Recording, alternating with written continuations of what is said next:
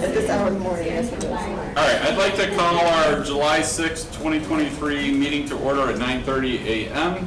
We have all members present again, except for Terry Greeno. She may call in at some point, and if so, we will make a motion to have her included. Is there any public comment? Nope. Okay. Member comments? Minutes approval? Oh, yeah, I got minutes for approval. Sorry, I'm blowing by this. See, I'll make a motion to approve the Hey, minutes. Larry, thanks. I'll second it. Thanks for reminding me. Teresa seconds. Any questions or concerns? Okay, all those in favor say aye. Aye. Opposed? Motion carries. All right, now we're on to member comments. Yes. So I have attended 2 of the Age Strong meetings. And at the last one I was at, there was a slight discussion about looking at the levy for Senior Citizens Grant Commission.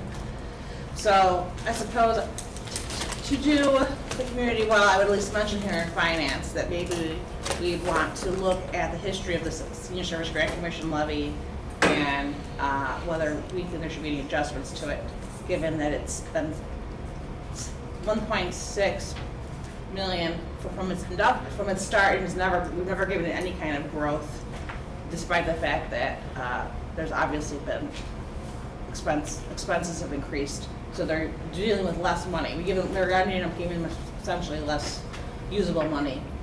So Okay. perhaps it's a topic I think we can discuss in the future. Okay. All right. Any other members? Okay. I'll follow the agenda. 5 is new business. There is nothing. Presentations, there are none. Routine consent agenda. Are there items that members would like pulled from routine consent agenda? Kelly. 7-1, 7-2, and 7-15, please. 1, 7, 2, 7, 1, 15. and 7, 15. Just 3 of them? Yep. Okay. Are there others? Yes. 7-3. 3. And 7-7, that was just a quick question. 7-7.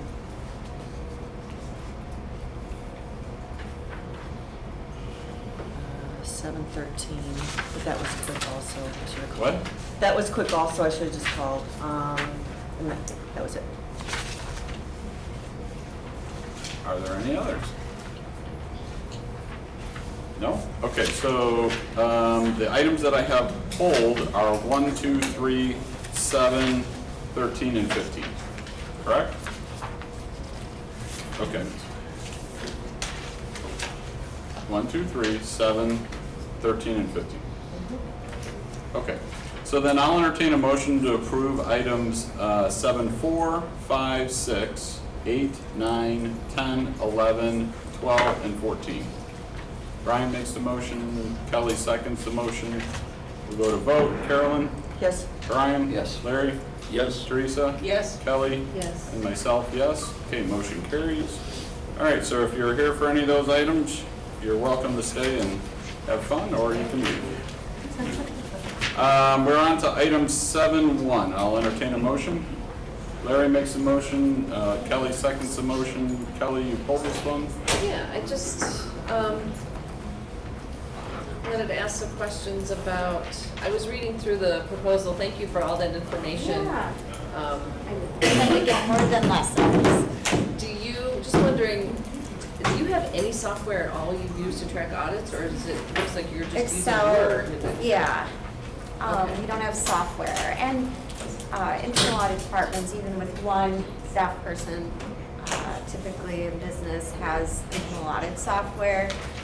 We have excellent staff. It's a good time to add it in, and especially just managing the grants and the tips and the fraud hotline and all phases of the audit. It would be, as we've gone through the process, we're like, how have we lived without it? It would be great to have some. Definitely. And so the only other question I have then is wondering when you're going to have it installed, because it looks like you said October, but that was a delayed. draft outline, Yeah. yeah, because we waited one more month to come to the Finance and Audit Committee as we were kind of really debating the softwares. But they, looking at that line, they can work with us. They're flexible on their implementation, so it should be implemented this fiscal year. This fiscal year, okay. Mhm, absolutely. All right. And it sounds like everybody gets training, on-demand training, and good Mhm. support. They have a lot of resources. Workiva is a big company and they have a lot of free resources, but they will provide training with the software as well. But as we add different staff in the future, there's a lot of resources for training. And annual training really was the best fit for the county overall. And we actually got to sandbox like 3 days in the software, just do whatever we want, break it, use it, fix it, add documents, do testing, which we didn't get to do with one of the other softwares. We wanted it to be very controlled, a 1-hour demo or. Yeah. So let's say there's an audit in a department. Can that department then be able to log in and like give responses and check to see where it is? Yep, absolutely. And that will speed up the process. They could submit the documents that we need for testing into that software, and then also provide management response, send them reminders, and then it will provide us a report on all open audit findings, the status of them, and you could set up how often you want to send it out to departments to give me a status update on their progress. That way I'm not doing a manual process of contacting departments and then reanalyzing that and then trying to prepare information for you guys.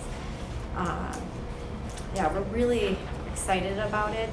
You know, we initially used some other audit software in our prior experience and kind of had some our own conceptions going into the process and ended up with a different software going through the process that we liked more and had a lot more capabilities, and really a lot more is being invested in this Workiva software versus a legacy system. So That's all I have, thank you. I told it too.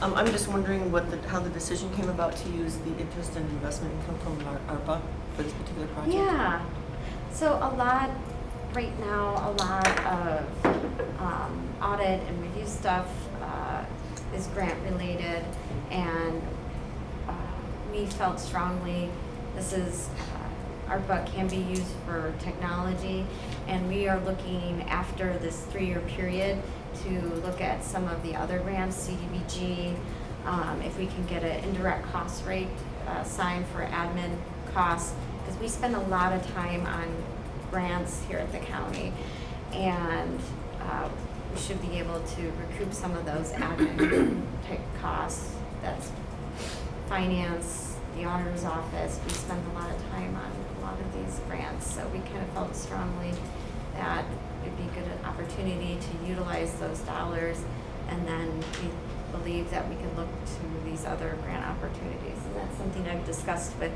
Carrie as well, that they are looking.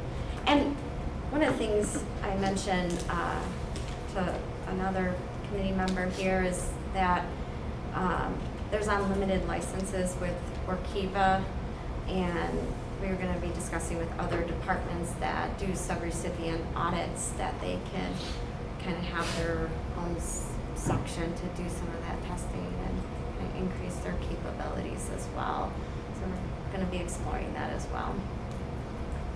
Okay, so I guess I think the software sounds really great. I think it's something that we need to do, obviously, and but ARPA funding isn't the only grant funding that we do. So I guess, Right. and this might be more for Carrie, I don't know, but how we came up with the decision to use, I guess we're gonna have this interest income, and we're gonna have people come up and say, well, why don't we use it? Because a lot of times when we have a little bit of issue about where we're gonna get money from, we say, oh, we could use ARPA. We've even done that last year during the budget process. So what I'm trying to understand is how are we going to go through the decision-making process of when we use interest income from this. We also have projects that are probably not going to go forward and get funded. So clarification on the whole process, like, so this is interest income. Are we separating out the interest income from internal uses versus external money sitting there? So the interest income, there's no, it doesn't follow the same ARPA rules. Right. So it's really just this money that we're generating from our investment in the ARPA that we can use for whatever you guys decide. And so far, we've just, this, and then there was a work corp. But we really, there's no. Of what? It was not, I'm sorry. the other- Work corp. We funded the operation of their homeless outreach Oh, person Warcorp? for the first quarter of this year to kind of bridge them to the March. Yeah, and that's the only things we use with interest. So we are tracking it within the ARPA fund, but we have projects set up specifically to track them as kind of like a third bucket, I guess, of the ARPA. So the internal, external, and interest. Did that answer your question? It kind of does, but it doesn't answer the question about how we determine it. It's almost like a first come, first serve, or whoever gets to the money first, but not really. I mean, I think there's more going on. Honestly, it's a very fair question. Personally, I like, kind of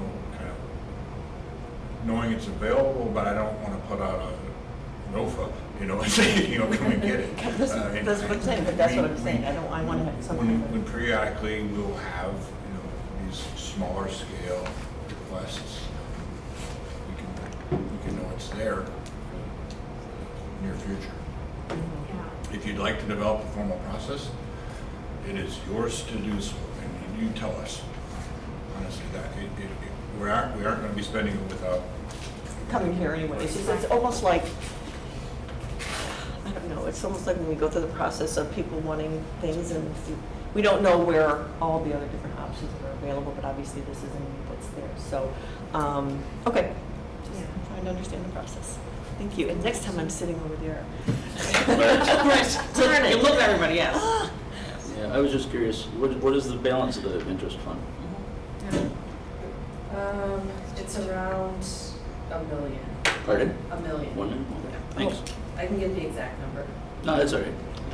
And I guess, I'm sorry. No, it's okay. One more question. So it's 29, it's an annual subscription, it's renewed annually, so. It's 29 just the first year. First Yeah, year, right, for but the the 20,000 is an annual contract signed yearly, so where's the where are you anticipating the $20,000 is gonna come from next year?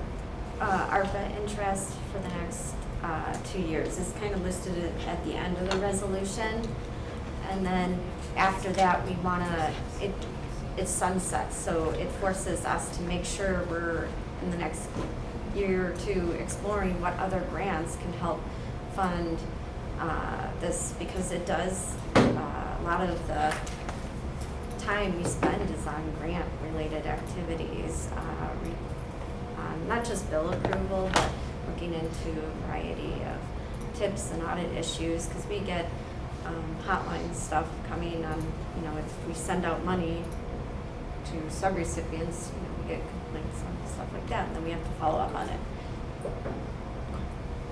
I just want, being on the community development housing grant stuff, there's always if we get 1.2 million, then there's 10% of that can be used for admin fees. And I think you're assuming that you're gonna want some of that because you're doing a lot of the work. Yeah, we're of the- gonna of explore the some of auditing that and stuff. stuff. Is that just, And same with finance, they do a lot of staff time associated, a lot of review. So-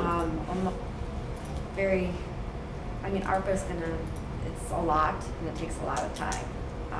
CDBG is rivaling that of the amount of stuff they submit so that's and activity. where you see some of these funds coming from in the future, because the admin fees that can come out of that. And it has increased a lot over the last 5 years or 10 years, so. But what you had said was that your hope is that these entities could theoretically use the Like software CDBG program as well. in order to make your workload less, their workload probably more, because they're gonna have to actually use software to track stuff, but ultimately, it'll hopefully make it more efficient. Right, yeah. CDBG does some on-site monitoring, not as much as like mental health board is very routine on their on-site monitoring, but they do some review of their subrecipients. Potentially, it can be used. We've looked at senior service, or we're exploring other departments may have some audit needs as well. So. Right. Yeah, I think there's some bottom line facts for us to consider. The first is I think we would all agree that there's a need for this to assure not only efficiency but accuracy within our accounting system structure for these grants. And so I think that's really, really important. The second thing is that we do have interest income that is going to go into fund availability, where however we account that, it's going to be an available fund for us to use. I don't think any of us would say, okay, well, we have that, we just shouldn't use that money. That's ridiculous. We're going to try.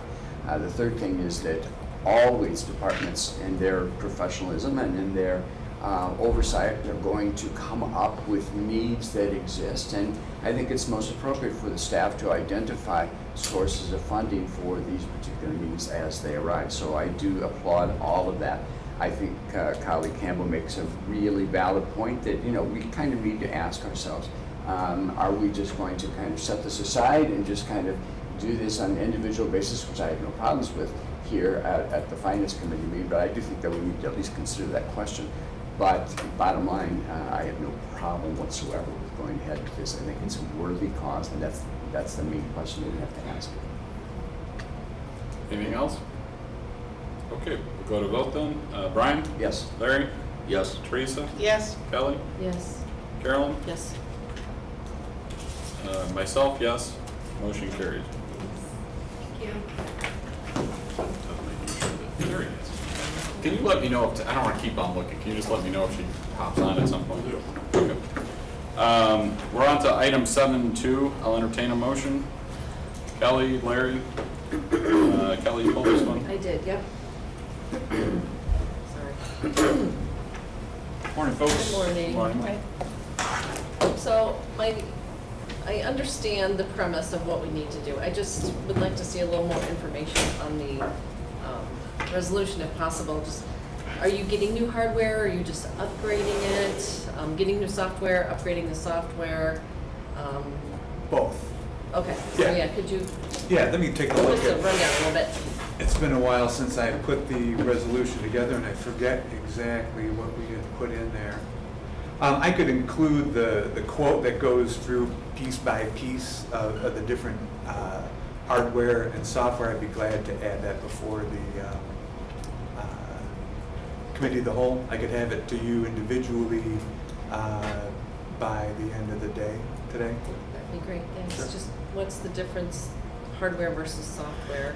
Yeah, so the ultimate, so what drove this is the software, the hardware and software that we have now was originally put in place when we got the equipment in 17 or 18. And in order to upgrade some of the software, we have to upgrade some of the hardware because it won't run the new software. So that's what's driving it. And I apologize, it was we had been talking with the vendor for some time about this, and then the last minute he said, oh, by the way, you're going to need new hardware. And so that's why some of this kind of came together kind of quickly. But It's proprietary software, right? yes, yeah, very much so. Okay. Yeah. All right. So when is our next election? Next election is next March. March, right? So there's yes. plenty of time to, Yes, yeah. that's all I had. Was that pertaining to 7.2 or 7.3 or both? Oh, I'm sorry, that was, That's 7.2. 7.2 is hardware, yeah. And Yeah, 7.3 is 7.2. probably also Hardware and Pollbooks. software. Yeah, so Sounds like a oh, Pollbooks. I I didn't was know. doing 7.2, Okay, yes. that's fine. That's fine. That's all. No big deal. Okay, any more questions on 7.2? Yes, Brian? I just want to make sure that I understand when we are looking at these types of financing needs, which we obviously know that equipment, hardware, and software is going to have to be improved all the time, right? We understand that. So what is the lifetime that we generally expect and are planning for? You know, that's a good question.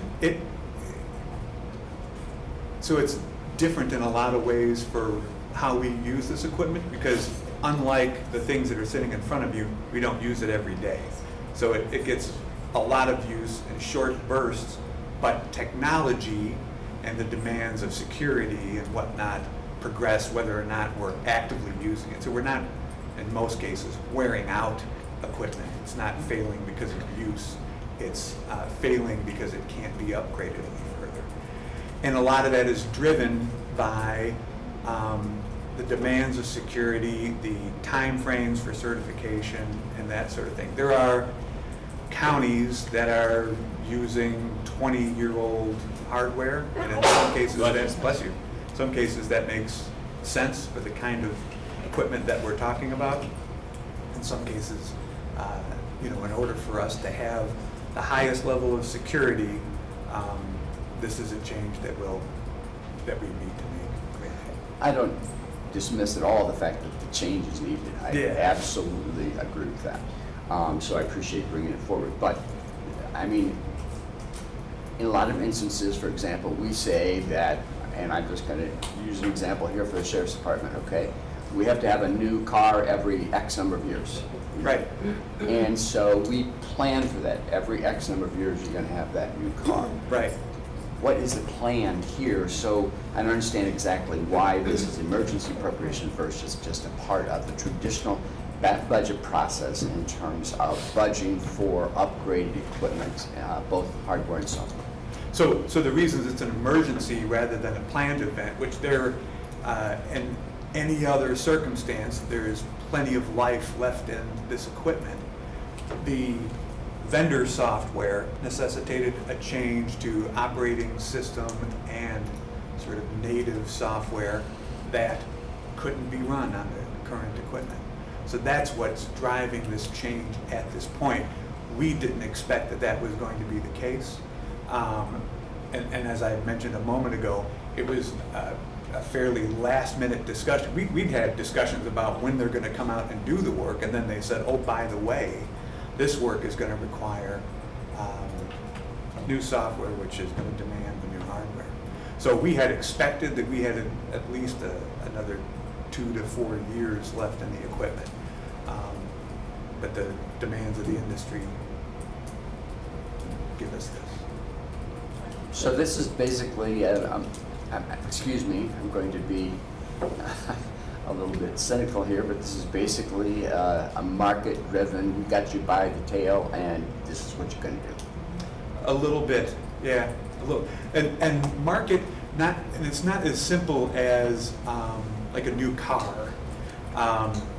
A lot of what's going into here, as I understand it, addresses potential security issues and that sort of thing. And so it's driven by a different sort of market, but I see your point, yeah. I see your point. I can tell you that it's, from my history, it's driven by two things, legislation and the vendor's requirements to meet that legislation. So as legislation changes and the requirements for the vendor to meet the security requirements laid out in that legislation, they have to then provide software to those of us that use their software that meets that legislative requirement. So the changes that we need in our software and hardware are driven by legislative needs that start the process of the vendors responding to those legislative needs. And that's a change here, is a legislative change? Yeah, they had some additional security requirements. The new federal VBSG requirements then forced vendors to produce new software that meets those security requirements. Thank you. You're welcome. But it sounds like but what Joe said was that the operating platform by which the software is on is changing. Yep. Yep. Which is so the vendor, the legislation drives the vendor software, which drives the operating system and Right, but database, which drives the hardware.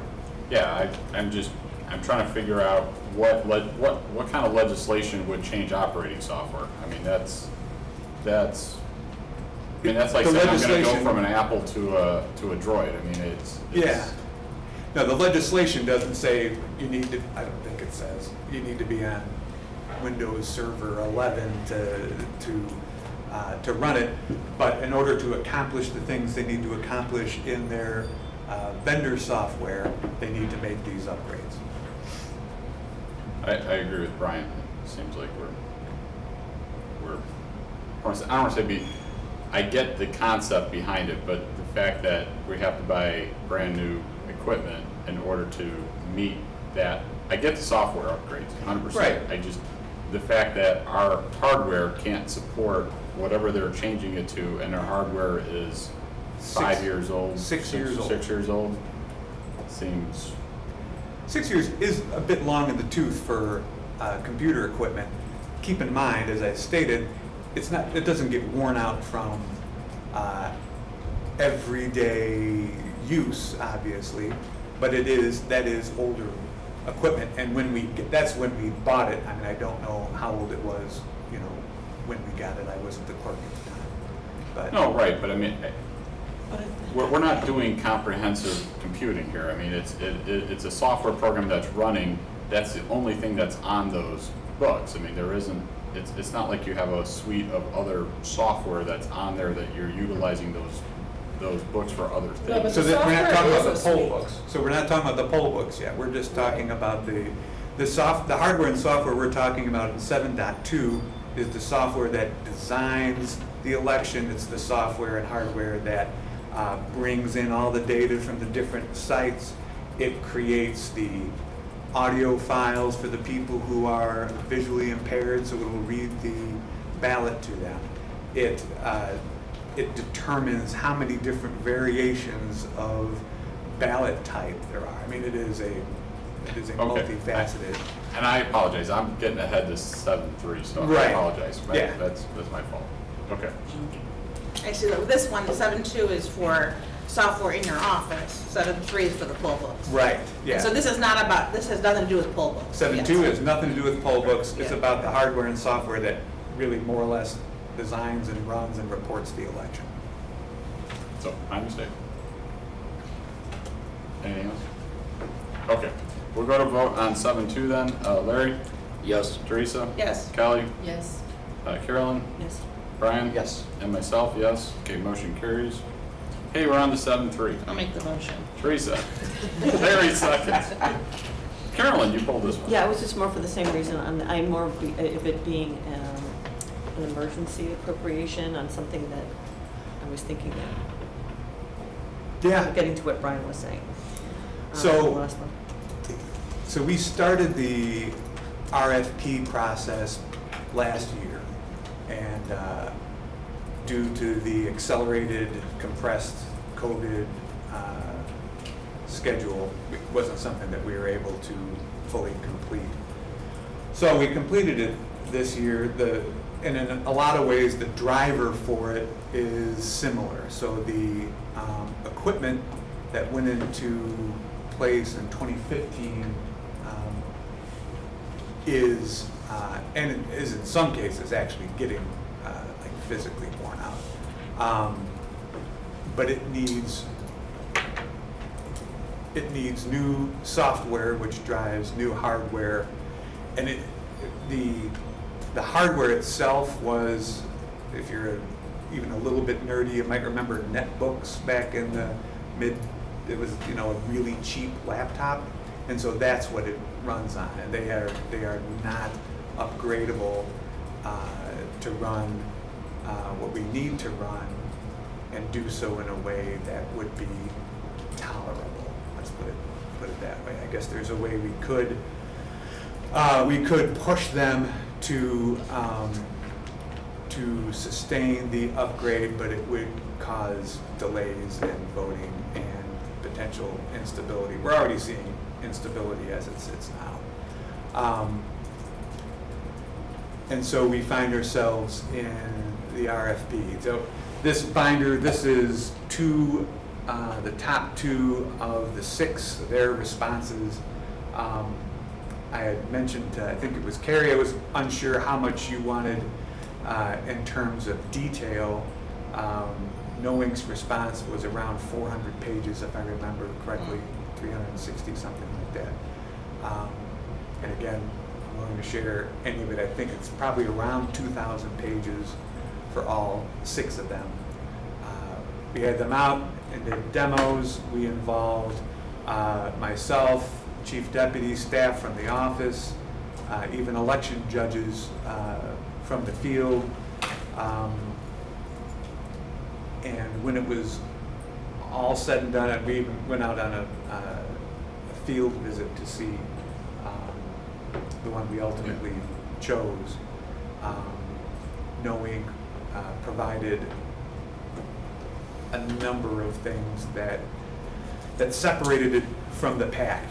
Most notably, I thought, was CISA, which is, it's just an acronym that I can't remember, but they're the government nerds. They made it available, they made a service available where pollbook manufacturers could provide their hardware and software to CISA. CISA would attempt to break it, to hack into it, and provide them a report back and what they found so they could remediate those issues. Knowing was the only vendor who utilized that service. And their response they got were a couple nice to have fixes, and so we appreciate that. It's also the predominant platform. They have far more experience in this state and in elections in general. And I thought that their response was more comprehensive by a long shot compared to their competitors. Okay, yeah, so I think this kind of gets back to Member Sager's comment from the last one, and that is just, you know, it is 2015, equipment's from 2015, Yeah. right? And so I guess I would just, and I think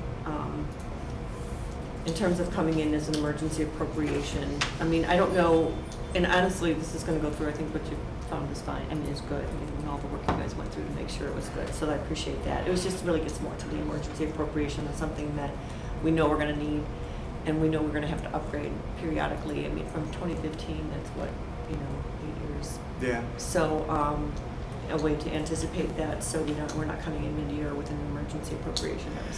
Right. Yeah, and again, a good deal of this was driven by the vendor, and on a couple different fronts. Part of it was technical, and to say that I'm happy about this is certainly not the case. We expected that we had at least another year and maybe 2 on these poll books, but then they came to us with the suggestion or the requirement, and then they reformatted it as a suggestion. But frankly, we've been having technical issues with this company for some years now. So it's time in a number of different ways. Teresa? Thank you.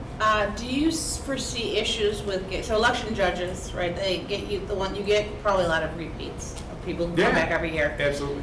Do you anticipate having issues with retraining on the new software, and then therefore will need some sort of budget to like kind of? So the training costs are built into this. So this includes additional training, and includes developing the training, and the election judges that saw it were actually kind of excited by it. It's as easy, and in some ways easier. It's certainly simpler to set up than the current equipment is. And we're working through some legal questions about different ways that we can use it, so it could be an even shorter process for the judges. So, yeah, definitely consideration, and that's why we brought the judges in, so we could get their feedback on it. And this company, again, compared to the others, was a resounding favorite. Well, good to hear. Yes. So I just, in looking at this, first of all, what are the account, you gave us the account numbers, but what are the account names, the revenue and the expense? I'd have to go back. I would be out of my mind if I could try to tell you what all these different account numbers. Is this But I, ARPA? no, this is the. Yes, I'm sorry. This is the ARPA. Yeah, sorry. Turn the page. Do you know offhand? So the revenue for ARPA is just utilization of fund balance, that's the 09900. Because the way we've been doing ARPA is we don't really budget for anything until you guys, the board passes it. And then the expense, I think is the capital account, 605,000. So just for future, would you mind putting the account names on the Yeah. resolution? No worries. Because we don't know them either. If you don't, we Right. certainly don't. And now that I look at it, I did it on the other one and not on this one. So yeah. And- Point taken. Yeah, thank you. And, yeah, I would, so the extra, I don't know, I lost my page. So then it's gonna be 97,000 a year, right? Yeah. After that, and so you'll put that in the budget? Yes. For- Yeah. and The you're- difference. Yeah. Okay. Is that any different than you have, like, do you have current, with your current Pollbooks, do you have Yes. an amount in? So is it comparable? It's not. So it's almost twice as much. It's almost twice as much. Yeah. Okay, so you may be looking at a budget request, budget increase request for Yeah. this. Yeah. Okay. All right. I mean, I just kind of want to echo what Carolyn said, that this is something that, if you guys went out for RFP last year with us, right? Right. All right, so I would just kind of have expected it would have been in this year's budget, so, just something to keep in mind just for planning purposes, because Right. it sounds like you guys have a lot of software and hardware, and I know some of it you can't anticipate because of legislation, but, Yeah. And some of it, and this, as I said, we were kind of thinking the next year or two, and it would have come in a more normal progression. But yeah, this is where we find ourselves. okay. Anything else? Okay, we'll go to vote then. Teresa? Yes. Kelly? Yes. Carolyn? Yes. Brian? Yes. Larry? Yes. Myself, yes. Motion carries. We're on to item 7.7. I'll entertain a motion. Larry makes the motion. Thanks, folks. Teresa seconds the motion. Carolyn, you pulled this one. Oh, it's just more of when I was looking at it, when you go, I got to pull 7.7, sorry. Just here. So it's sheriff's promotional testing. Right. I think it was just more, when I look at the numbers, there's kind of a difference. Yeah, I don't understand the person. The numbers just looked weird to me. So it was, the total cost was $39,000, and this is, I'm trying to find the best system to kind of know it's working. I'm not sure I'm there yet. So it was 7968.92 for testing materials, remaining payment 22, whatever. Total is 30,394. That's 9,000 less than the total cost required. Total cost requested. So Holly worked on this one, and I don't know, Sandy, if you have any insight on this one. Standard, this company was approved through resolution to do our promotional and new deputy testing.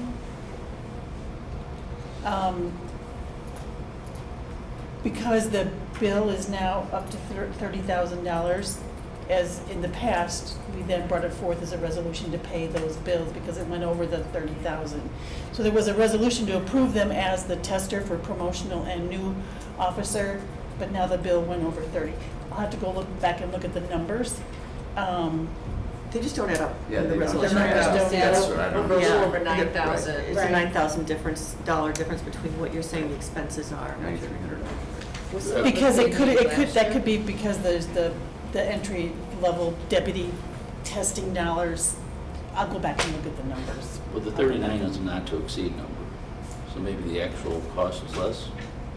I have to go back and look at Well, but that. they don't know what the cost is gonna be, so that's what We part don't. of it is she's saying that, so we've established a policy here that if it goes over the 30,000, you have to come before the board to get the approval. Correct. The following year, you would go out to bid per procedure, because that's what our policy is. So I guess what you're saying though is it won't exceed 39,000. They want approval for 39,000, but it may be something less than 39,000, but it'll definitely be over 30. It's not the way it reads, so. I'm not, No, I'm sorry. Go ahead. Well, no, I understand what you're saying, but at the same time, 39,632.55 is a very specific, not to exceed that amount of money. So how did you get to that? That's what I don't understand. Right, and it says that the sergeant and lieutenant promotional testing process cost was $39,632.55 for services and fees. A payment was made for the development of the testing materials, and then that says then 22,000 plus remains to be paid from the 22-23 budget, which leaves a $9,000 difference. I mean, in other words, we're being told that we actually owe more than that, but because the total services, cost for services was $39,000. So that's, I mean, it would be good to just go back and, I'm asking Holly to come down because she was in another meeting. I'm hoping she can run down here. We can throw this to the side for a minute. Perhaps, Okay. perhaps you already paid part of it, maybe is that the issue? I think we already paid something, but then now we know it's gonna go over 30, so it's like, okay, but we need to get permission to go over 30. Right, so you're saying it was that amount, but you already paid some. but it already 7,960. was paid for the development of the testing materials, which is different than the cost of the testing. All right, how about this? She's We'll- on her. Yeah, we'll- let's go to the next Why one. don't we just put her on hold, and then when she can get here, you can talk to her, and then we'll do these other ones in the meantime. So I didn't know. Okay, so we're gonna go do 713. Yeah. I'll entertain a motion for 713. Carolyn? Teresa seconds. Carolyn, you pulled this one? Yeah, I did. I was just gonna ask some information. I just see that they've got a couple of questions here, so I'm glad I didn't keep you just for myself. Just how the process works with the mitigation banks. I know that the district has their own mitigation banks, and how do you go about determining where you get those from? Like, and who are you getting this one from? Well, at this point, we try to get from whoever is the least expensive or available. Okay.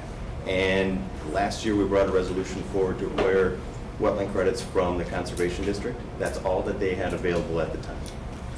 So we've exhausted that option. We also talked to them about any site-specific wetland mitigation projects that we could partner with them on that would cover for the Randall Road project. Nothing in the drainage basin that the Army Corps is looking at. However, they do have future credits available in their School Springs Bank once the Army Corps approves those for sale. I'm working with the Conservation District, maybe we can Okay. pre-acquire those. The rest of these are just who's available in the district, in the region, and that number is dwindling because of the last two droughts. Yeah, and so, so first you go by county, you try to do county, within the county first, correct? And then we're in the region, right? You don't really ever go outside of the region, do you? You know, it really depends. The Army, U.S. Army Corps of Engineers, they have kind of a deal that they want you to stay within their Chicago district. Okay. And that's kind of where we stuck to here, as well as in a particular drainage basin. Okay, and I recognize that those sources get depleted, right? Like you're talking That's about. correct. School Springs, I know that they were out there this year trying to get that finalized, so maybe they're close. Okay. With the rain that we just got, maybe it's enough that we can get the Army Corps to certify those. And then we'd be back asking if we could acquire those credits because they're very precious in the region. If we can work with them, we're also talking about a wetland bank project in the Kishwaukee watershed. Our county split into two major watersheds as far as the Army Corps is concerned. Perhaps we can work with them to improve the environment as well as get credits for DOT. So working within the Kish, is that more for like 47 when you're out that way, or is it just Yeah, I for would say future west of opportunities? 47. Okay, okay. Easy. Correct. So we had a long discussion at transportation about this. resolution. And the transportation committee felt very strongly that if we can utilize credits, so once they come up with, it was 30, right? I think it was 30 acres. For the Randall project? Yeah. Well, no, just what they're working on right now that they're waiting for the approval. Something like 15 to 20. The Okay. School Springs, yeah. Yeah, so we made the comment that we, as a committee, we were interested in trying to acquire all of those and then banking for the future projects because the cost was reasonable, it's in our backyard, and we'd rather work with them than work with agencies that we don't have an opportunity to, so. Yeah. Wonderful, good. Anything else? Resounding yes. Yes. You mentioned, we did have a good discussion at Transportation Committee last week on this subject, and Daryl is prepared to kind of maybe partner with the Conservation District to do a little presentation at the August COW just on the mechanics of wetland credits and how it works on a hypothetical bridge project and some hypothetical credits and some, but we could just walk people through that. So he's prepared. Kathy's got it tentatively on the agenda. That's a very cool site too, because they took the, when you're farming, you channelize, right?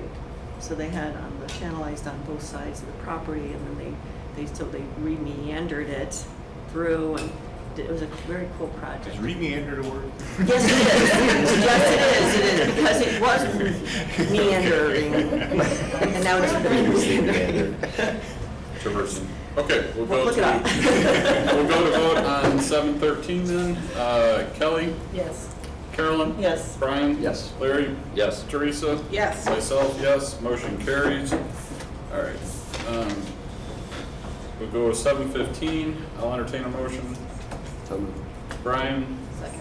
Kelly seconds. Kelly, you hold this one? I did, yeah. So just to clarify, this resolution is only for the engineering, correct? This is just engineering. Okay. So do you have an estimate on how much this project is going to cost? We're looking at somewhere in the range of 5 to 7 million with engineering, land acquisition, or construction, land acquisition, and wetland mitigation. And who is paying for this? Right now, we've applied for $4.5 million worth of federal grant money to construct this PAT project, which includes a bridge and a few other things because we have to replace some culverts. And as we find on other projects, new hydraulic requirements cause things to get a little bit longer and higher.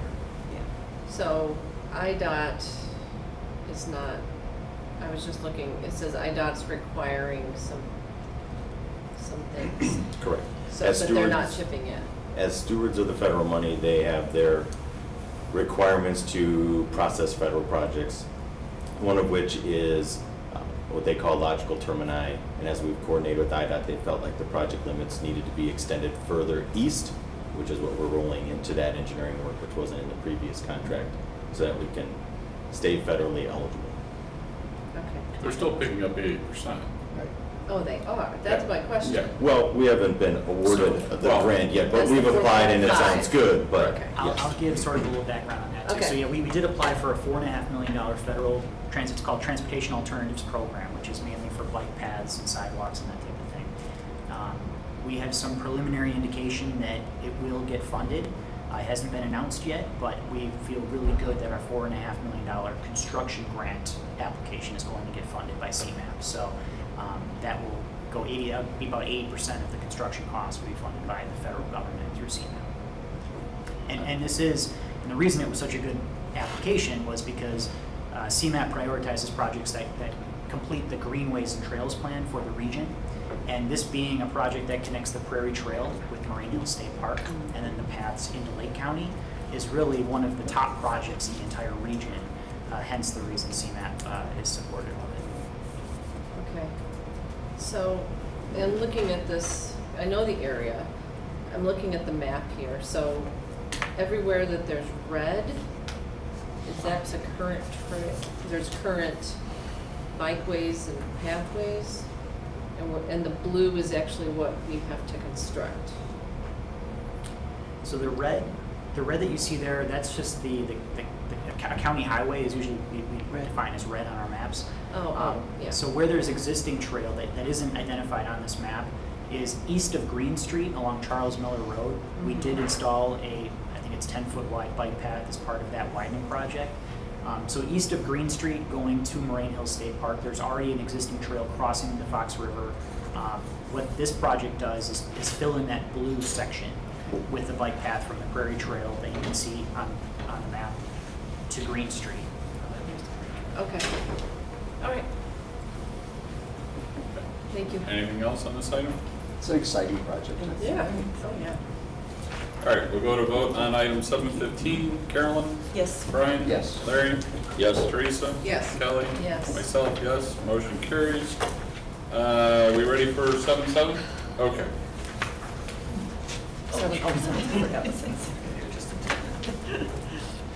So Holly is in the HR office. She actually staffs the merit commission.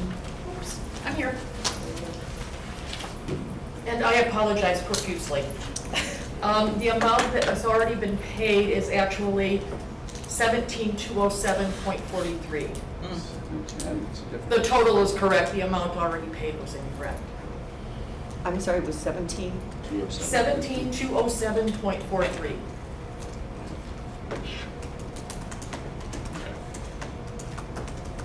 Does that answer everyone's questions? Yeah, okay. So I'm just gonna constitute that as a Scrivener's error. You'll correct that Yes. before it goes to the committee of the whole, and you can approve the resolution with that modification that'll be coming up. And I apologize. Okay, I must have been looking at a different invoice when I typed it up. No. It's all good, don't worry about it. Okay, we'll go to vote. Brian? Yes. Larry? Yes. Teresa? Yes. Kelly? Yes. Carolyn? Yes. Myself, yes. Motion carries. All right. We are on to 8.1. Yes.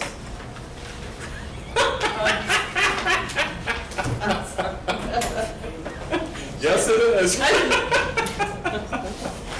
Entertain us the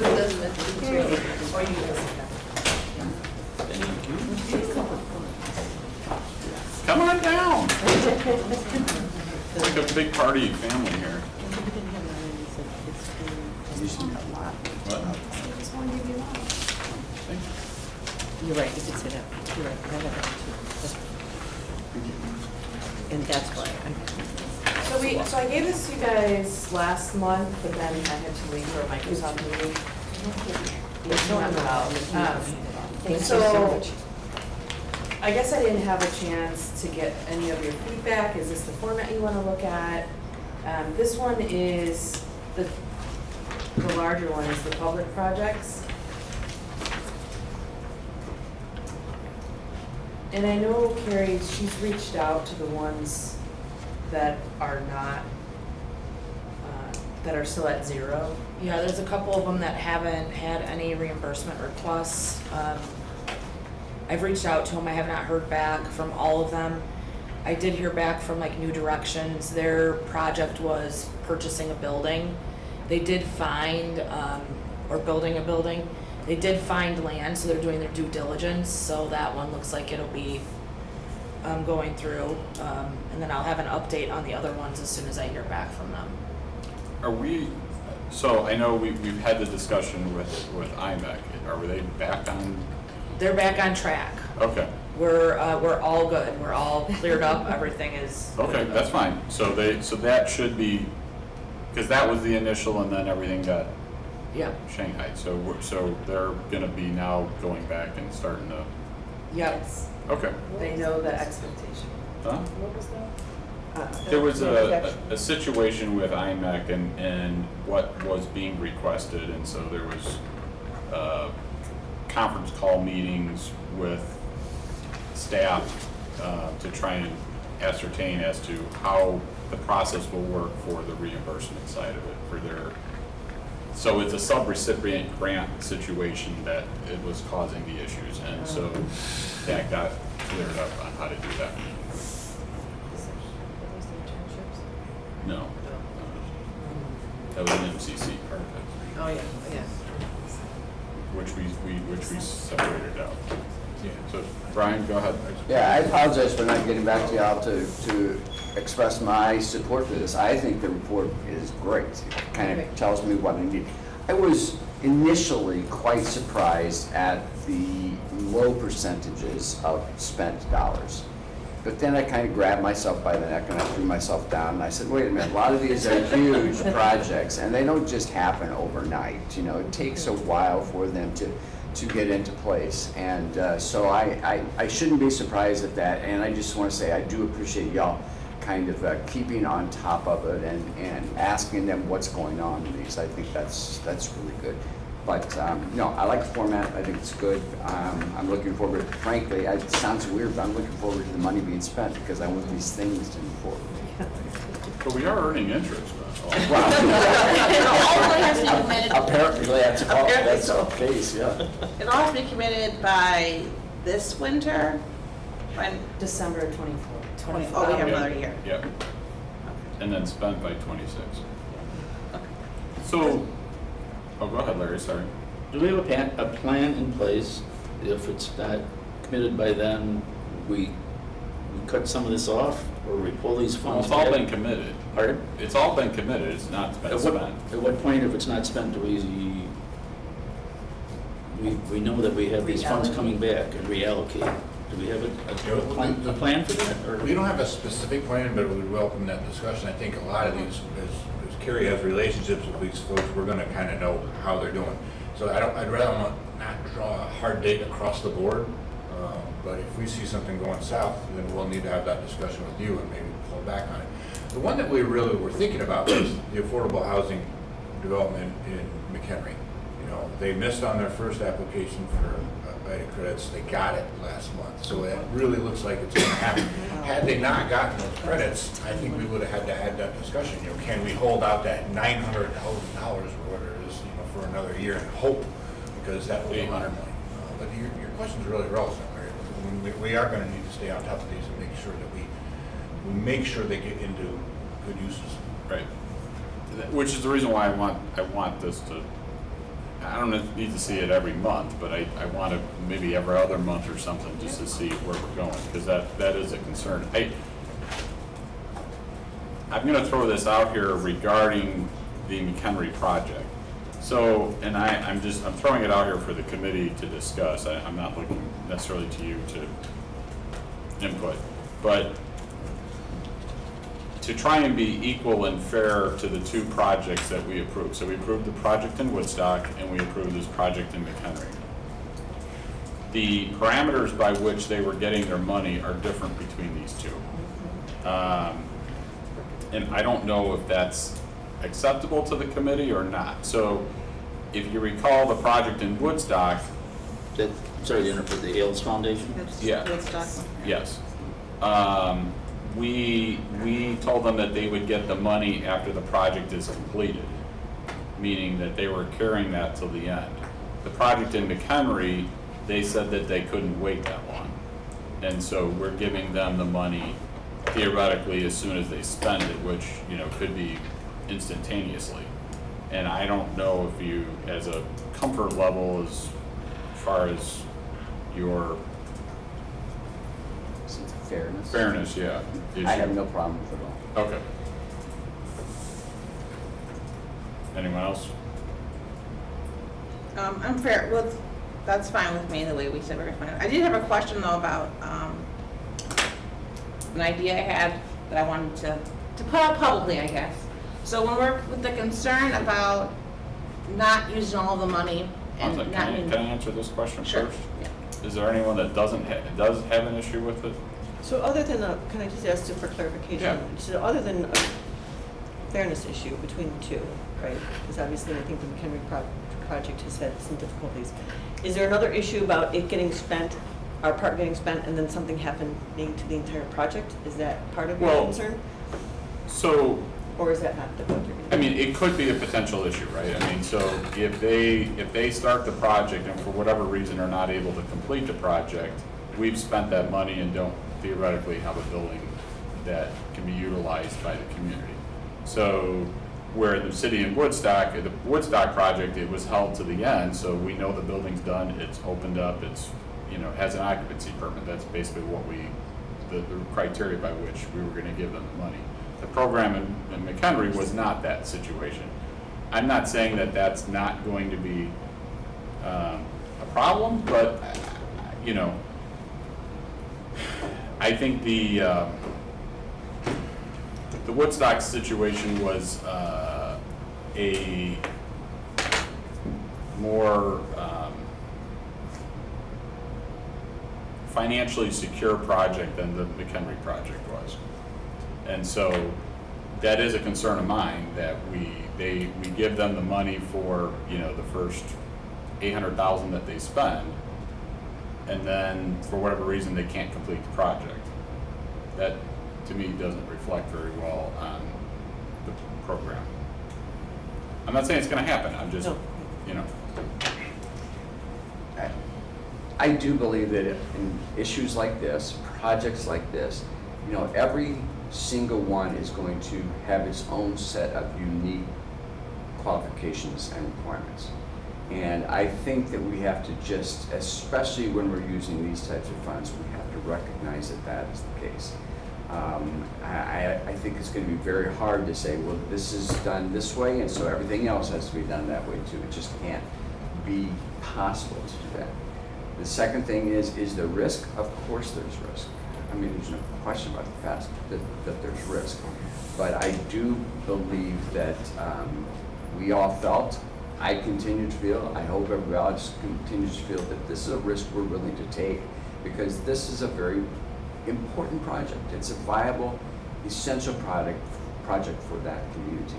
And I think it's okay to do things differently. I think we have to say precedent here, and I don't believe personally in precedent anyway, because every individual project, variation, request needs to be considered on its own merit. And so I have no problem.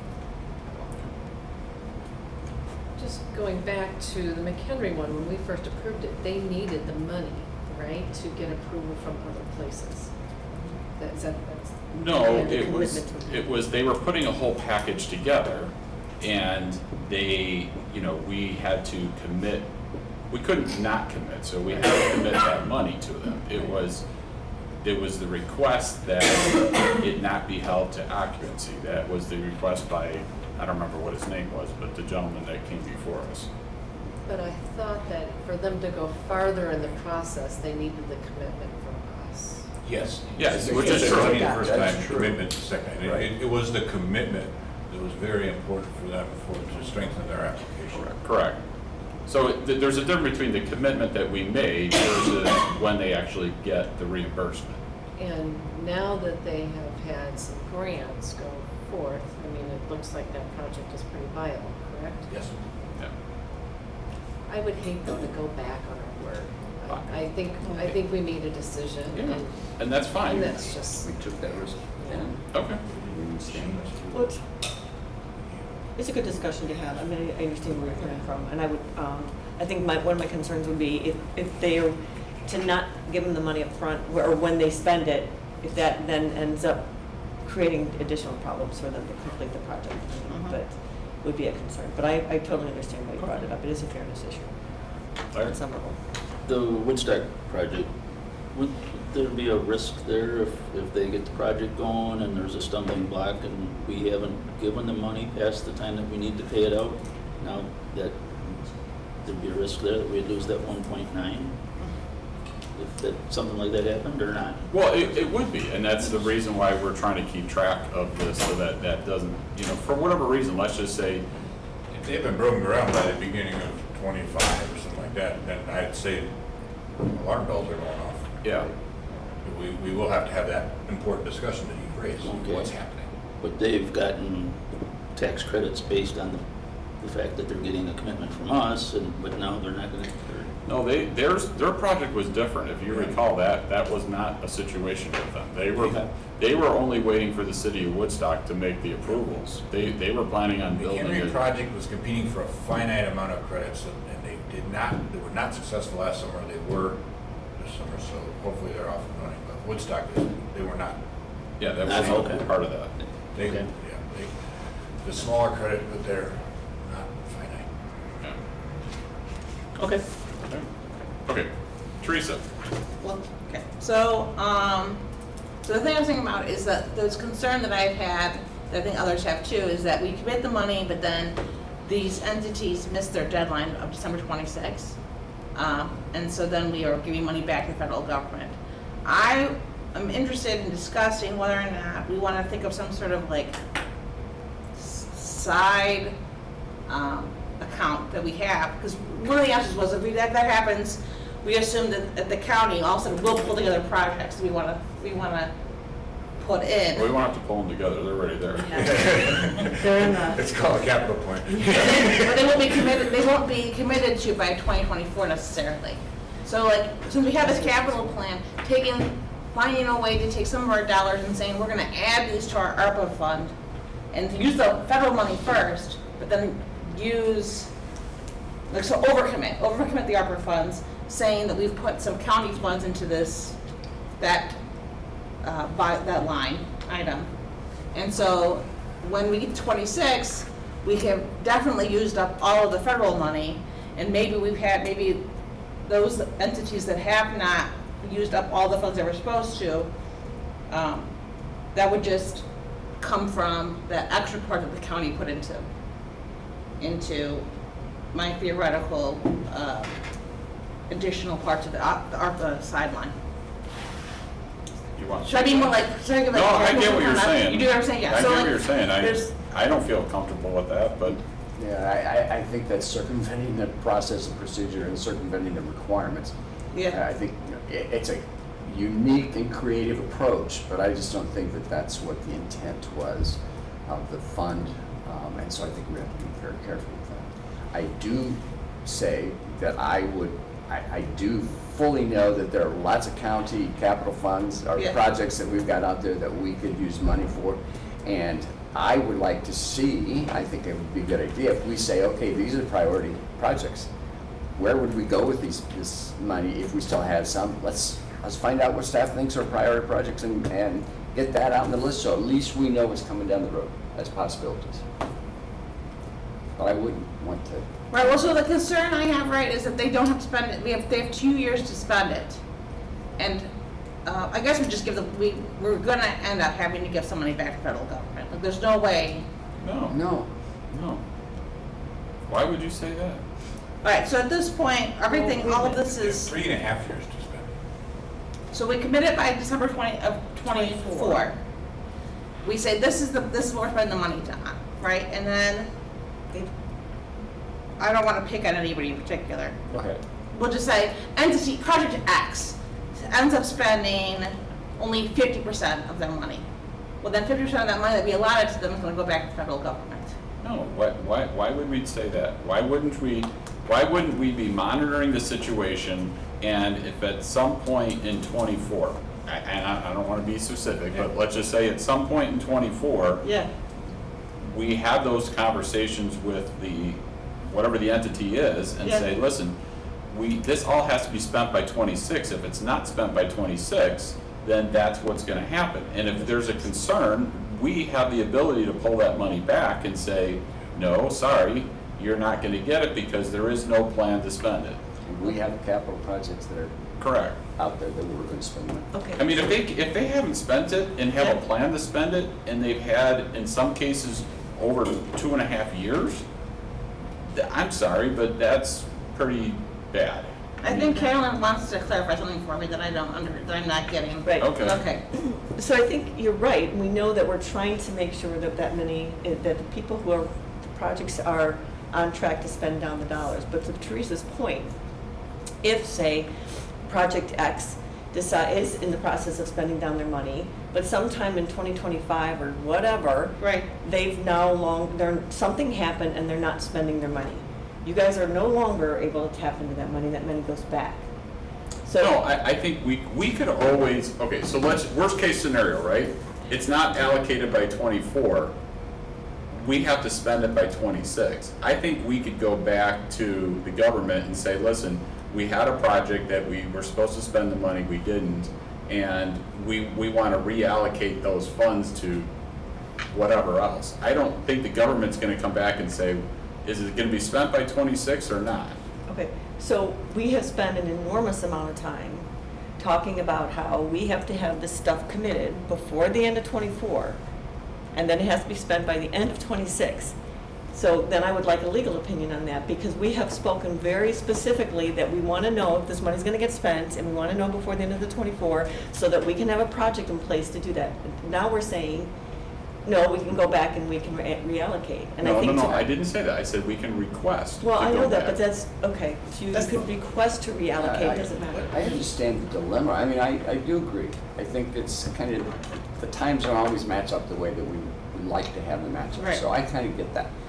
But I think that we could have a pre-approved That's what she was. project, a list of capital projects that we have already said, basically, we are committing these funds for this project and then this project and then this project already prior to '24, and then those monies would revert to that. It's kind of like. That's what I'm saying, That's that's what exactly I what wanna she- do. that's exactly That's what what I she wanna said. do. Yeah. She said But it- exactly that. I'm sorry, I heard you say we're gonna take that money and we're gonna put it in a fund over here. No, she Yeah, was that's saying, what I heard no. you say. That's She what was I was saying, concerned let's set up a project like, I agree.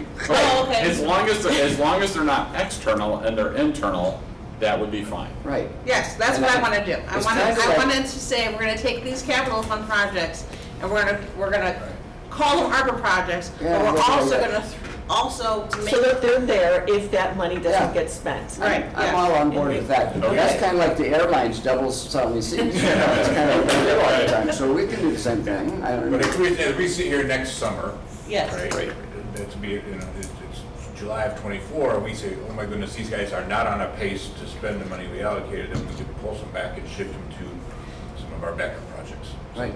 But we also would be able to do it anytime before at the end of '26, because now we have a pre-approved ARPA project to be funded out of ARPA dollars, and it's just sitting there. We know we're not gonna necessarily do it unless there are additional If it's dollars. legal, So even after '24. I'm sorry. If it's legal to overcommit. Run that past Ron, Yeah. just to I mean, make that's, sure. And also, just to add, I guess another challenge is, we only have a certain amount of dollars that we can spend on revenue replacement projects. So when you just say like a blanket capital projects, we're already pretty close to our revenue replacement, so. Yeah, but revenue replacement What's- is just that. It's not doing other things in the The future. revenue replacement is unrestricted, we can spend it on whatever we want. Correct. But Carrie's comment is, the other We've already dollars need to be sort of related to responding to a pandemic. Or And so- worse. But we have a number of those projects already, We're very close to our, to our limit. yes. The number, I'm sorry, could you explain that again? So within our ARPA distribution, there's okay. an amount we can spend. For revenue replacement, replacement. and there's a formula based on revenue pre-pandemic. Okay, And so there's less restrictions to use those dollars. But some of these other ones that are outside of that, it needs to follow the rules, like of how we respond to the pandemic. Like- Okay, so I'm sorry, just so for clear. So revenue replacement is those like programming type things versus capital, dollars for capital that would Right, address. and pretty much, Right, am I there? I'm ballparking, Okay. we had like, let's say 14 million of our 59 million was classified as revenue replacement. We could use that as a county government on anything on this side of the sheet, and that's where it went. Okay. These projects on the community side, were pretty much, they fit into Yes, the they have the to. prescription for the community in responding to the pandemic. Right. But similar to in last year's budget, we found some projects that would qualify for the ARPA funds that we were planning on spending capital dollars for, that we could Yes. do that. So, all I'm saying is that as entities, and I'm not saying this works, but if Joe were to come to us and say, hey, we need Pollbooks, and we could figure out how Pollbooks would work into the ARPA, not saying they do, just as an example, then we could say, hey, that would be a place where we could go back and use ARPA funds for that type of need. Yes, but I guess my point is, it can't just be, it has to be project by project, not just Correct. a large. I get it, yes. Yes. And it would have to be vetted to make sure that it meets the requirements. Yes. Can we reclassify something that we've spent in the past as ARPA dollars? So, I would assume not in a previous year, but like, we're in the current fiscal year, so let's say in January, we spent something with our operating dollars. If we realize that, oh, wow, we have this extra money, can we go back and reclassify it? I think yes, because as long as the expense was incurred at, I can't remember the exact date. Well, Carrie and Carrie have had some conversation with Bronner about kind of scrubbing some of our expenses in the last year to see, maybe we should have classified this Yeah. as revenue replacement, or maybe this one should have been just straight up ARPA, just to make sure we have enough Yeah. in that revenue replacement bucket. Well, even some of like the water sewer ones, you remember in their presentation, they were already finished. But because they were finished after the time period that they started with the so And that, I mean, I was gonna bring that up also. So we do have a chunk of money that we could put back into these projects that we've already shortchanged them. So the water sewer. the water sewer Water stuff. sewer. So we already have approved projects that we didn't fully fund, that we could go back and end up fully funding, which is what we told them, if we had money left overs, we could go back and distribute more money to those projects. So that was, I'm going from memory here, but that was like $1 million something of Yes, extra. dollars that we were short anyway, so. So I guess that's my question then. So we have $1 million, they could have used $1 million more dollars. After the fact, so December 25, we realized, oh, we're gonna have $1 million more dollars. We can't go back and give it to them then, right? Sure we can. Yeah. If they're approved projects. It doesn't matter how much money was approved, it's just that they have to be approved. So the government, project itself has to be approved. the government won't care that we said we're gonna give Union 590 and actually give them 700. Is that what we're saying? That's what I'm saying. Is that true? I will need to get clarification. Well, some of these we did talk about in the Clearly meeting. eligible. Huh? Yes, yeah. It's clearly eligible. I think it would be fine. Okay. So I guess that's the thing, that's what I'm saying, that if Bronner or whoever says, no, you're not gonna be able to give Union 700, when you've only really given them 590, After December of 24. right, after 24. Because we didn't assign those. Right, my Okay. question for the So we need to, committee, yes, we need to have that and answer. for the board after our committee, is do we wanna just say, well, we'll put extra money into the ARPA designation from county money, so that we could already say now, we'll keep on Union, we'll give Union 700,000. Well, if they legally say that we can't do that, which Yeah. we should get clarification. Yeah. If they legally came back and said we couldn't do that, then there's no reason why the board couldn't pass a resolution that says, these are the projects that if money becomes available, we will fund. Union, we could add another $240,000 to, or whatever, and we pass that resolution, so now it's been quote-unquote allocated. If funds become available, now we fund them. I don't think the government's gonna come back and be, well, you approved projects that you didn't fund. I mean, we were following your rules. But we wouldn't have to do that till 24. We wouldn't, Right, we have another year. year and a half almost. I think we could sit here and play this what-if game for the next 3 weeks if that's what we decided we wanted to do, because these things are pretty complicated. On one hand, I'm incredibly impressed by staff, because I think you all have done a yeoman's job of trying to keep on track of the projects and the amount of money spent. And I think that you have already discussed in your administrative level about the what-ifs and what's going to happen and what projects could we use. I think there are some legitimate questions that even you all will admit we need to get some legal clarification about X, Y, or Z. And I think that that's what the committee is saying that we would like to have, is some degree of clarification on those X, Y, and Z questions. If you could help us with that, I think that would be fine. But I just want to say I commend staff, I'm grateful for staff for having some pretty solid plans, and that I would expect nothing less from you all as to some of those what-ifs. and how we could spend those so that we best utilize and truly don't return any dollars to the federal government. Thank you. Just, so a question here, District 155, the 1.5 million, was for the CNA lab at Central? Is that correct? I think No, I thought that was, for, well, 155, I thought was the CNA, right? Because the, Yeah, because I know we helped with that, I don't see it anywhere else on here. I thought they had 4 trades that they were helping to, is that something? Did they come a couple times, or was it? The No, they came up- 155 CNA lab was the biggest. Yeah. But I thought they were also upgrading the culinary component at South. there was, Yeah. at each of the schools, they were doing something. I thought the And, CNA and, was the one. and the trades component at Cary Grove. Oh, that's right, some metal work and, Right. okay. But was it all in admittedly, the one? flashiest What one, was and the one where they did the ribbon cutting was Yeah. at Central. Well, and was it all in one presentation? I thought it was, It was all in one request. was it? Well, because I just see that, they're only 39%, so I was thinking if that was only the CNA lab, that's done. That might be only the CNA lab.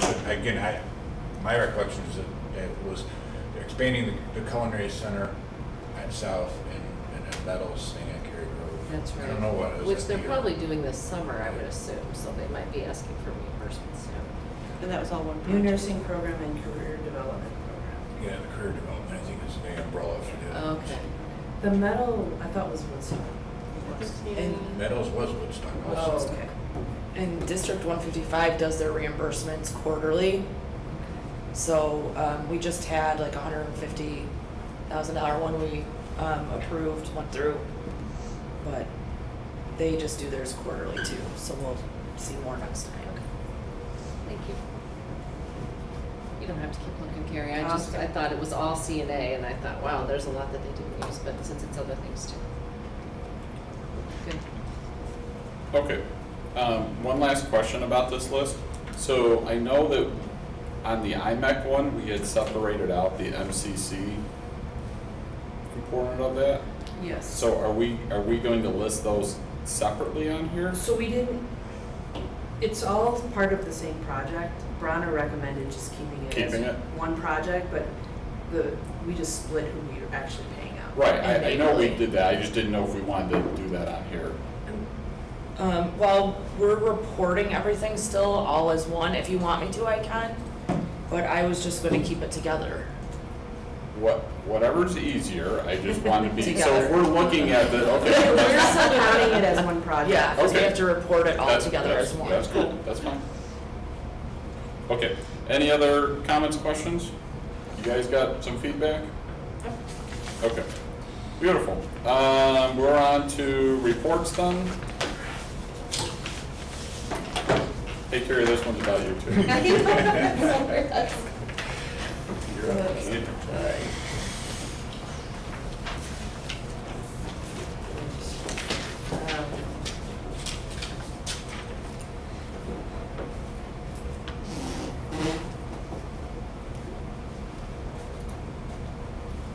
Can you I just sent it. Oh, did I say on this one? You can plug in your computer if you want. There's no one on the WebEx. No one? Oh, this one. Dan, you disappeared.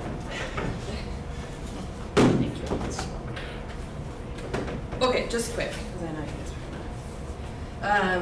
What, we want to have lunch? Well. Come on, we got This is the 3 best more part. hours for lunchtime. So just to kind of give you an audit update, I know it's been an ongoing, it seems like the very end of it has taken us longer than we anticipated. Some of that was me learning fixed assets, and then Jody's been working hard with TRS, which is software that builds our financial reports. So we have, Baker Tilly is in their final review of those statements.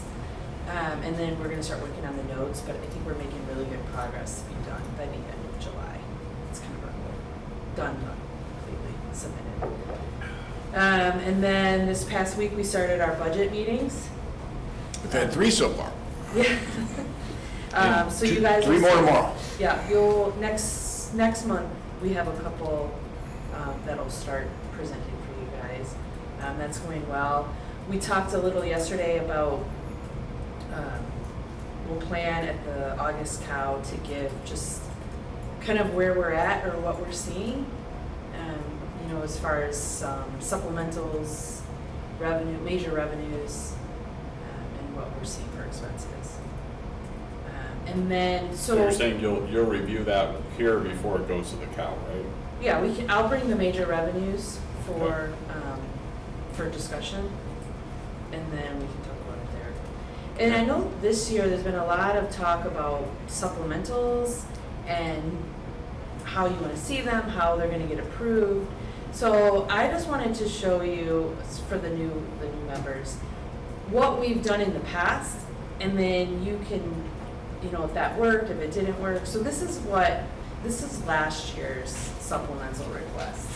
This is the document that would have been presented right at the end of September at a special budget meeting. But we can submit it, we can send it to you as we're receiving them. So the way it's broken down is, My thought was, as soon as your August finance meeting, we already have some of the supplemental requests, and we can bring them forward so you can kind of see as they build into August and into September. Information's good. Okay. okay. So we just have it, I mean, we more so focus on the general fund supplementals, that's how we have them broken out. Kind of what we had to do last year, then personnel, non-personnel, and then the special funds below it. But you know, most of the departments that request supplementals, well, all the departments, they also do like a little bit of a write-up. So I don't know if that would be helpful. Can I just get clarification before we move too far forward?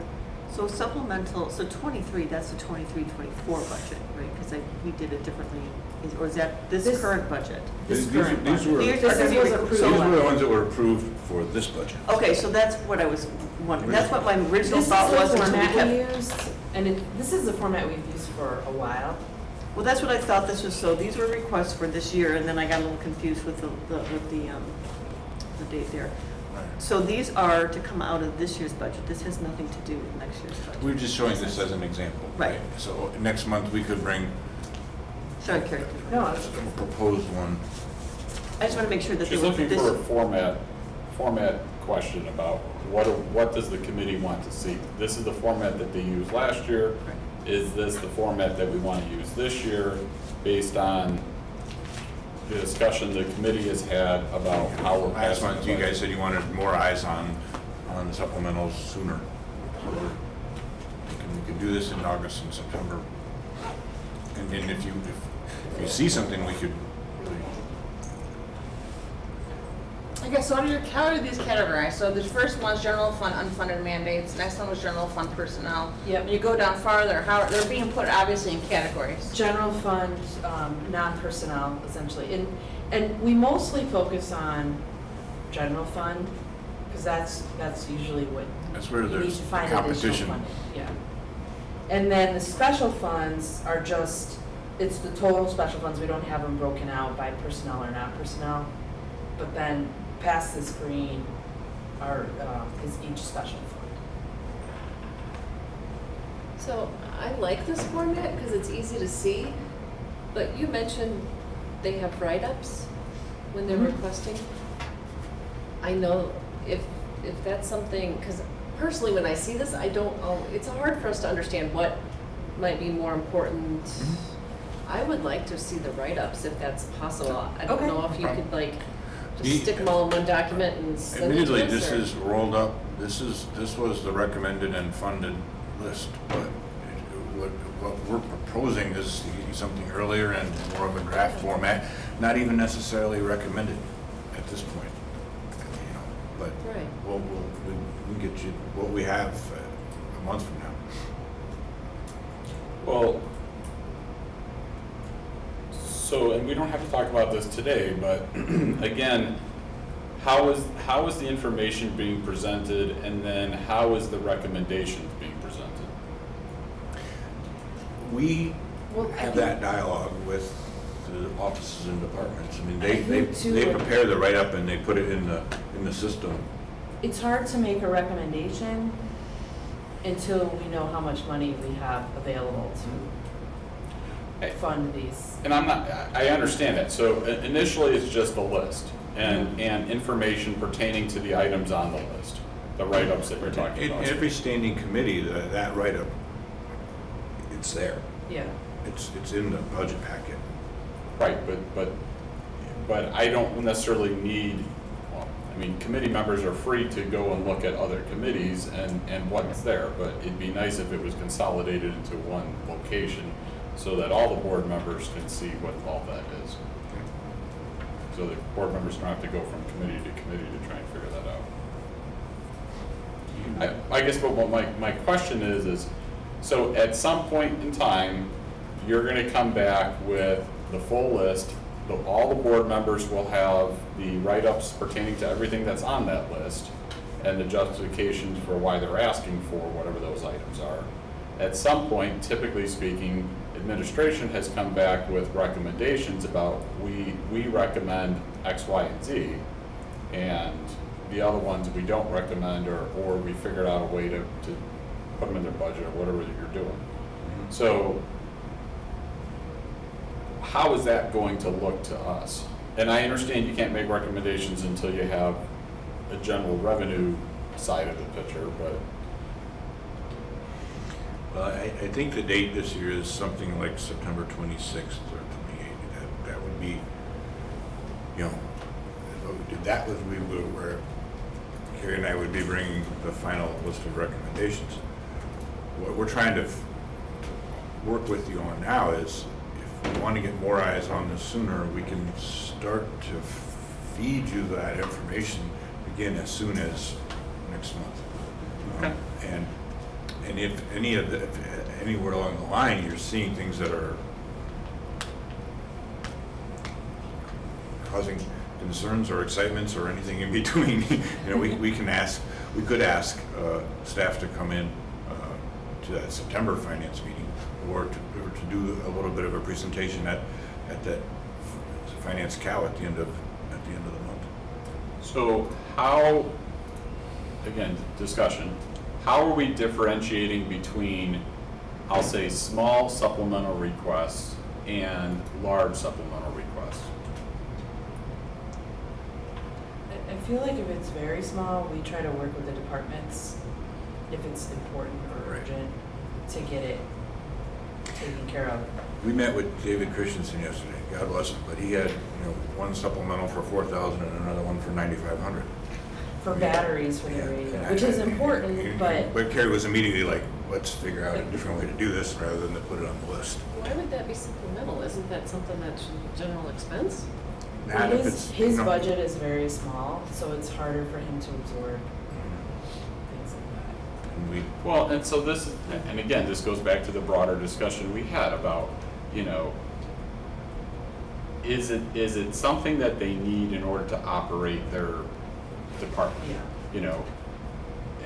Yeah, rechargeable batteries need to be replaced, So I guess that's where I'm coming back to, ultimately, at the end of the day, I don't think the board members wanted to have a discussion about $5,400 in replacement recharging batteries for EMA. I mean, but, if EMA were to come back with, I need $100,000 for whatever, now that probably is a discussion. So that's why I'm guessing, that's why I'm saying, what's that threshold? Where are we at with that kind of, if it's over X, then, we should have a discussion. If it's under that, I don't know, I'm asking. I mean, I don't know that we've talked specific, I guess it depends what it is. yeah, and is it a new thing, or is it a? Well, and again, I'm making the assumption. Mike, that to me, that's the biggest, if you are continuing a service that you've been doing, but it's costing more, you're kind of telling us, don't shine as much light on it. I But if agree, it's a right. new thing, if you want a new couch in your office, and that's gonna cost,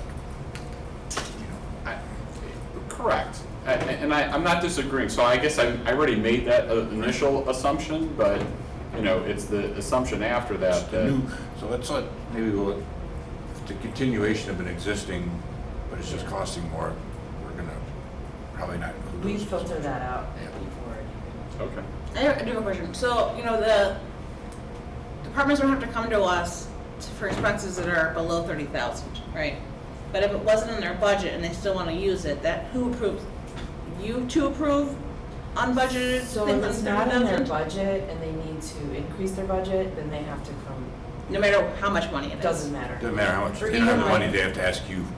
Okay. The audit software is not technically something that needs to come through you, but since it was ARPA. Okay. So the under 30,000 is just one that's already a budget, and that's when they can spend it without bringing it. Well, that's as a resolution. purchasing rules. Yeah, that's purchasing. Yeah. But like I said, EMA is a very small department, Yeah. so. He there's- couldn't just find $14,000. Yeah. Larry? Thank you.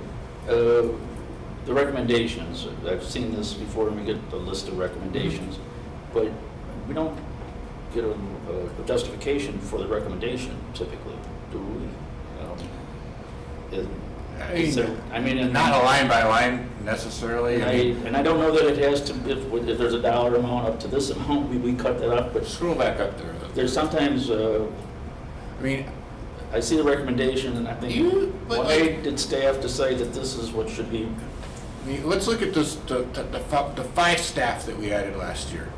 I mean, the recommendations, I mean, we be, for months, this was responding to safety, right? I mean, that we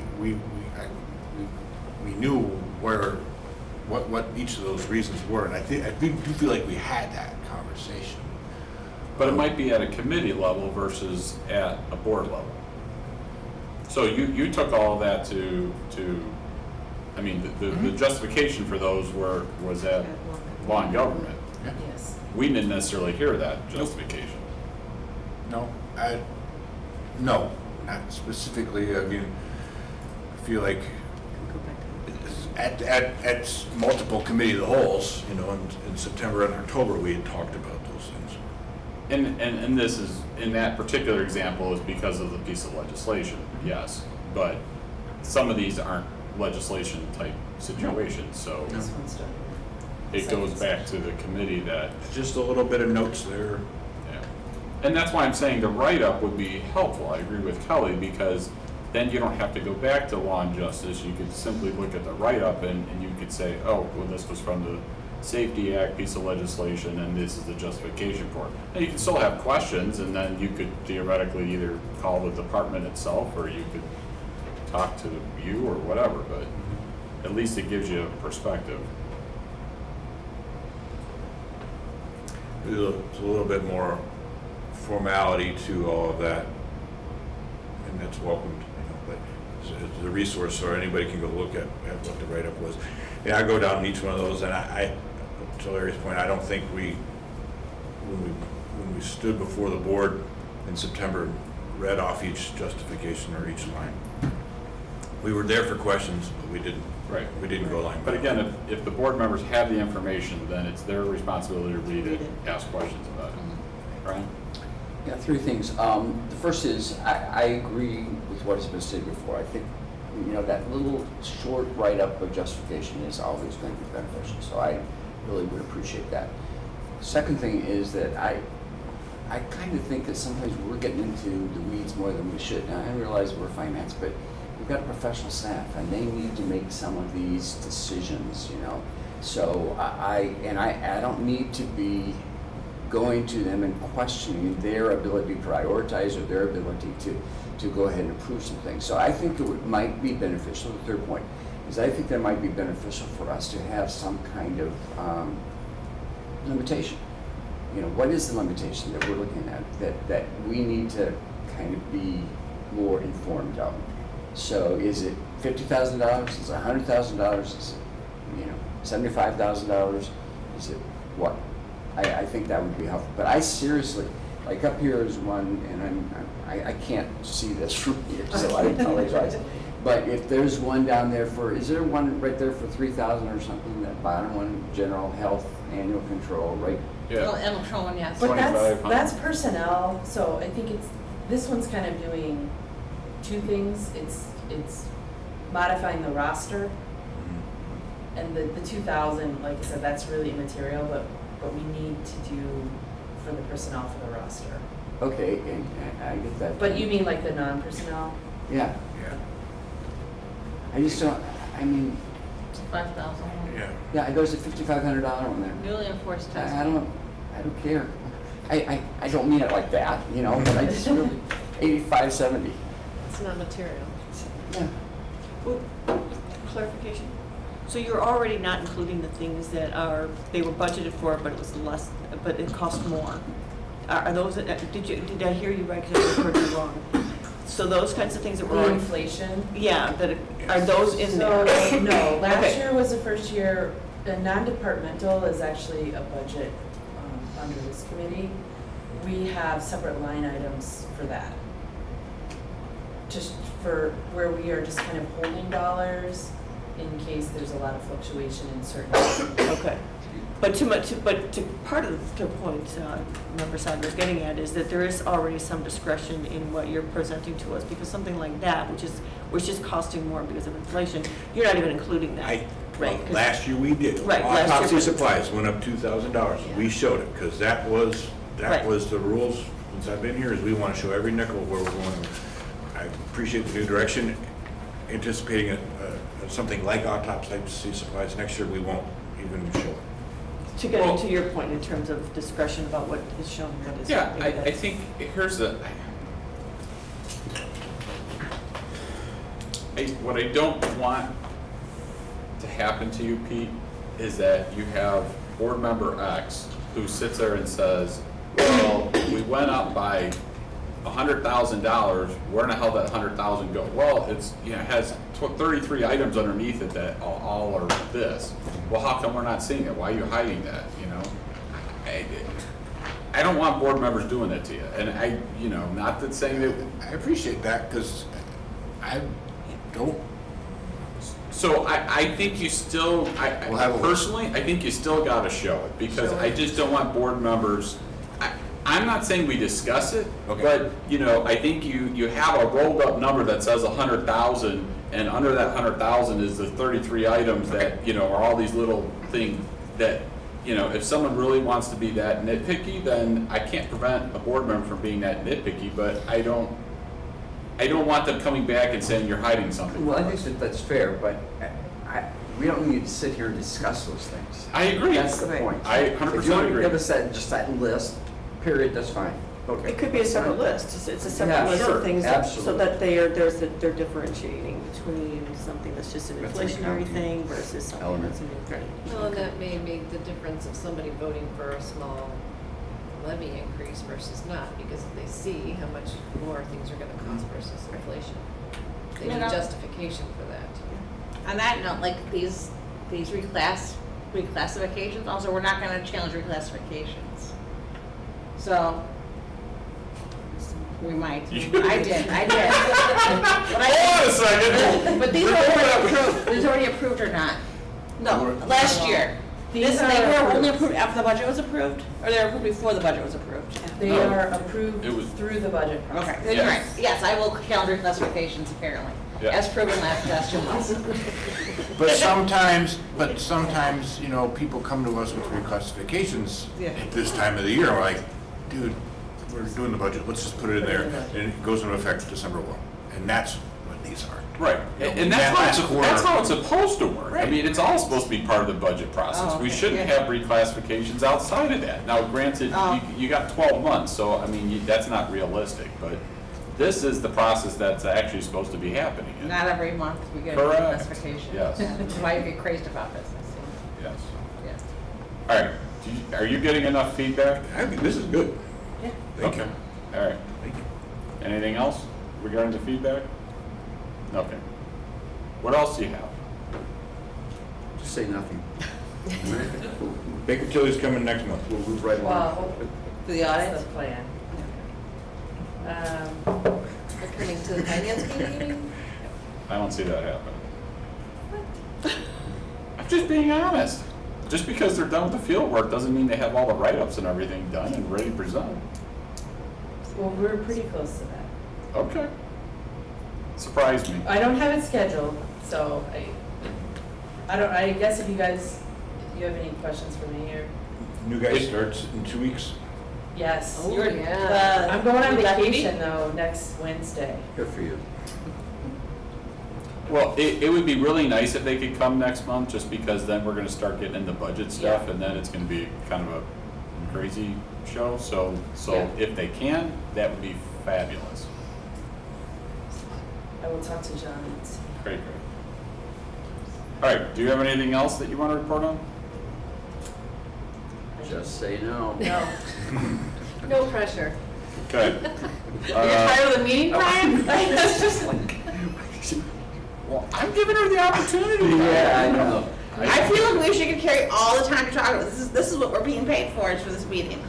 Okay, contingency, we don't have anything. EDC, I don't know if we have anything to report there, no. Natural McHenry County, Scott's not here, Scott's in Wisconsin, so.